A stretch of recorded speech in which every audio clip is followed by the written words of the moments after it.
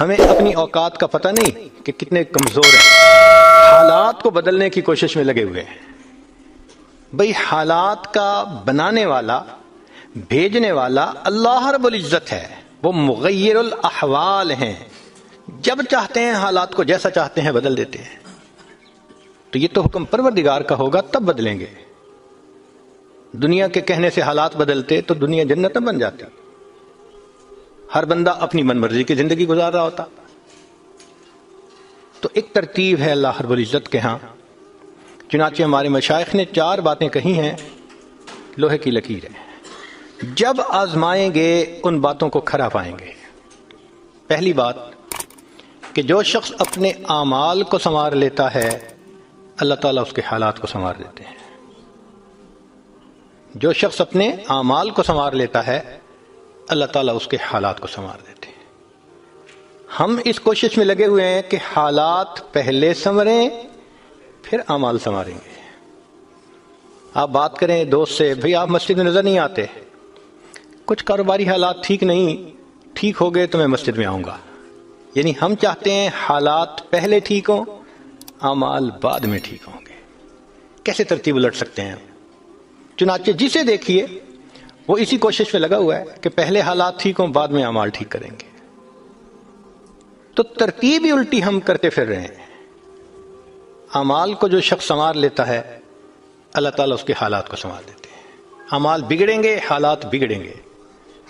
جب کہا میں نے کہ یا اللہ تو میرا حال دیکھ، جب کہا میں نے کہ یا اللہ تو میرا حال دیکھ، حکم آیا میرے بندے نام اعمال دیکھ۔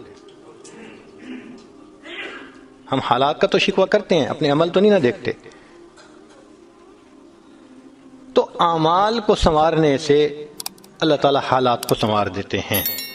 ہم اپنے اندر تقوی اور صبر و ضبط پیدا کریں، اللہ رب العزت ہر دور اور ہر زمانے میں تقوی اور صبر والے بندے کو فرش سے اٹھائیں گے، عرش کے اوپر بٹھائیں گے، تخت کے اوپر بٹھائیں گے۔ اب تقوی اور صبر کی طرف تو ہم آتے نہیں، چاہتے ہیں زندگی تو رہے جیسے ہم گزار رہے ہیں، حالات سیدھے ہو جائیں۔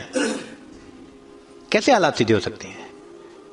سمپل سی مثال ہے کہ بجلی سے ایک مشین چلتی ہے، اب ایک بندہ مشین کو روکنا چاہتا ہے، ایک ہی ترتیب ہے کہ پیچھے سے بٹن بند کرو۔ آپ بٹن بند نہیں کریں گے، ہاتھ سے مشین کو پکڑ کے روکنے کی کوشش کریں گے، ہاتھ کٹوا بیٹھیں گے، سارا دن زور آزمائی کریں گے، مشین کہاں رکے گی؟ تو عقل مند بندہ مشین کو پکڑ کے نہیں کھڑا ہوتا، وہ سوئچ کو بند کرتا ہے۔ حالات کا سوئچ اللہ رب العزت کے ہاتھ میں ہے۔ تو ادھر رجوع کرنے کی بجائے کہ اللہ حالات کو ٹھیک کر دیجئے، ہم حالات کی مشین کے ساتھ کشتی کر رہے ہیں۔ کون ہمیں عقل مند کہے؟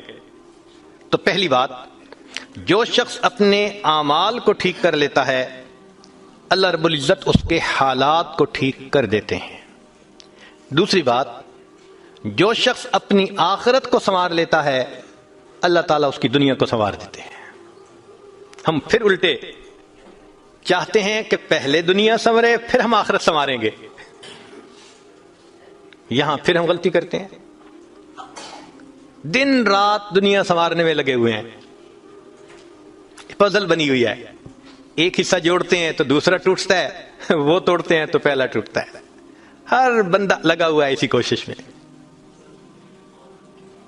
تو اللہ رب العزت کے ہاں ترتیب یہ ہے۔ اس کی مثال اگر دیکھنی ہو، صحابہ رضی اللہ عنہ کی مبارک زندگیوں کو دیکھیے، انہوں نے اپنی آخرت کو سنوارا، اللہ نے اس کے نتیجے میں ان کی دنیا کو سنوار دیا۔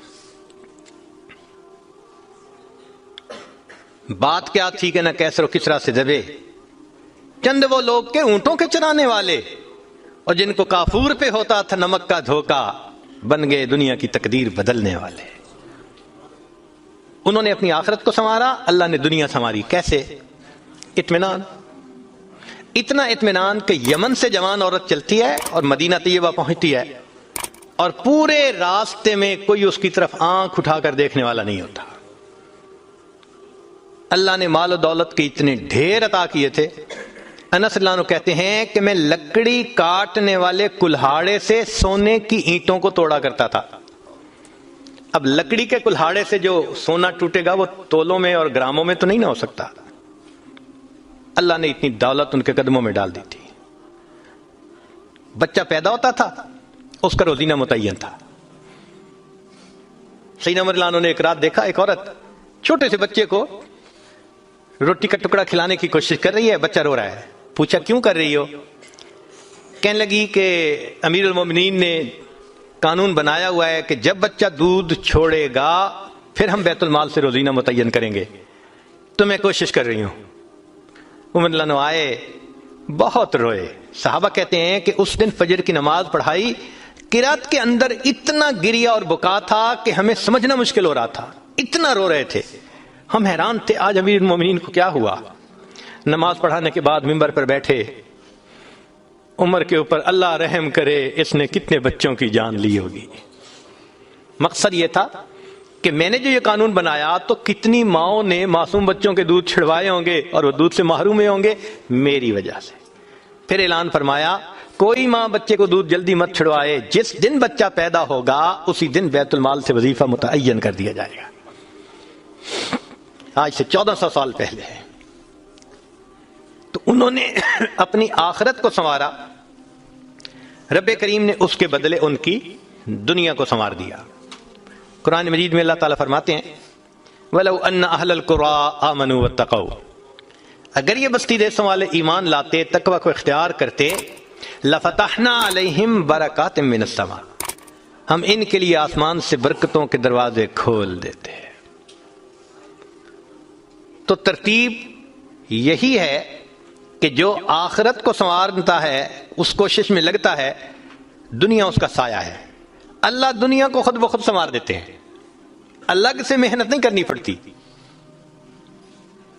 مثال کے طور پہ جو بندہ سچ بولتا ہے تجارت میں, اللہ تعالیٰ اس کی تجارت کو خود سنوار دیتے ہیں. قسم اٹھا کے یہ بات کہی جا سکتی ہے کہ سچ بولنے والا تاجر کبھی مفلس نہیں ہو سکتا.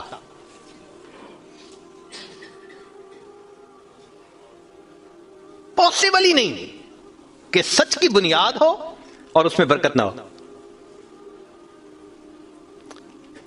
تو دو باتیں ہیں, جو شخص اپنے اعمال کو سنوارتا ہے اللہ تعالیٰ حالات کو سنوار دیتے ہیں, جو اپنی آخرت کو سنوار لیتا ہے اللہ تعالیٰ اس کی دنیا کو سنوار دیتے ہیں.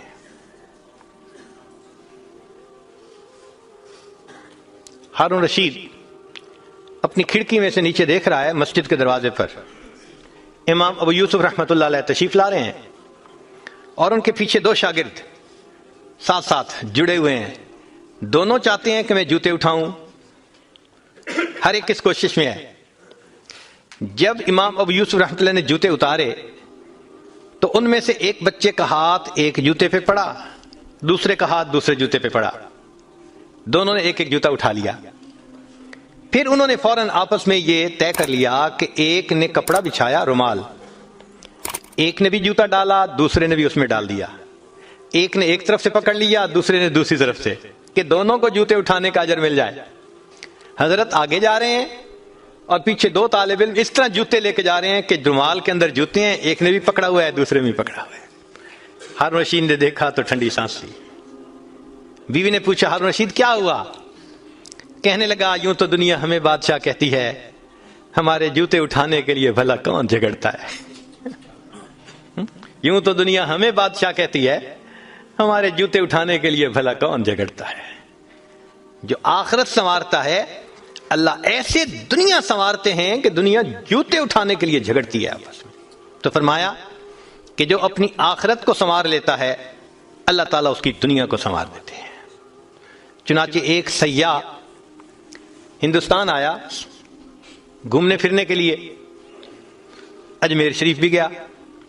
وہاں اس نے حضرت خواجہ معین الدین چشتی اجمیری رحمۃ اللہ علیہ کے مزار پہ دیکھا مسلمان بھی آ رہے ہیں اور ہندو بھی آ رہے ہیں اور سکھ بھی آ رہے ہیں. اللہ کی شان, اللہ رجوع دے دیتا ہے نا, سبھی آ رہے ہیں دعائیں مانگ رہے ہیں. تو وہ بڑا حیران کہ ہر کمیونٹی کے لوگ آ رہے ہیں, ہر مذہب کے لوگ آ رہے ہیں. تو جب واپس گیا تو بیوی نے پوچھا کہ بتائیں آپ نے کون سی انوکھی چیز وہاں دیکھی؟ تو اس نے کہا ہاں میں نے ایک چیز انوکھی دیکھی کہ ایک شخص قبر میں لیٹا ہوا تھا مگر لوگوں کے دلوں پر حکومت کر رہا تھا. ایک شخص قبر میں لیٹا ہوا تھا مگر لوگوں کے دلوں پہ حکومت کر رہا تھا. اللہ تعالیٰ یوں دنیا سنوارتے ہیں. تو دو باتیں، جو شخص اپنی اعمال کو سنوار لیتا ہے اللہ تعالیٰ اس کے حالات کو سنوار دیتے ہیں، اور جو شخص اپنی آخرت کو سنوار لیتا ہے اللہ تعالیٰ اس کی دنیا کو سنوار دیتے ہیں. تیسری بات کہ جو شخص اللہ رب العزت سے اپنے تعلق کو سنوار لیتا ہے اللہ مخلوق سے اسے تعلق کو سنوار دیتے ہیں. آج ہم چاہتے ہیں چچا راضی ہو جائے، پھپھو راضی ہو جائے، بہن راضی ہو جائے، اور عجیب بات ہے یہ رشتہ داریوں کے معاملے ہیں ہی ایسے. کھاؤں کدھر کی چوٹ، بچاؤں کدھر کی چوٹ، سمجھ نہیں لگتی کہ سب کو کیسے راضی کیا جائے. انسان حیران ہوتا ہے، اور یہ ہم تو سب کے ساتھ اچھا کرتے ہیں مگر پتہ نہیں رشتہ دار ہم سے راضی نہیں ہوتے. اس کے پیچھے بھی راز ہے. کیوں؟